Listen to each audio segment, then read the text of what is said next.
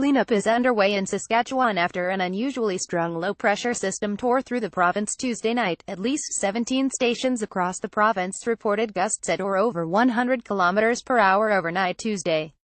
Moose Jaw topped the charts with gusts to 131 km per hour at around 10 p.m.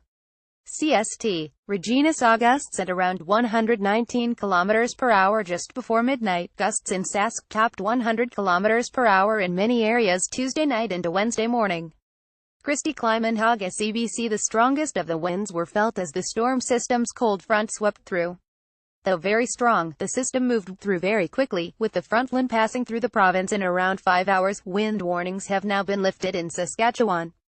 Winds will likely gust to 60 km per hour this morning, before easing this afternoon. A snowfall warning is in effect for the Wollaston Lake region, where 10 to 15 centimeters of snow is expected by the time the storm clears Wednesday night. High winds caused power outages and tree damage in Sask.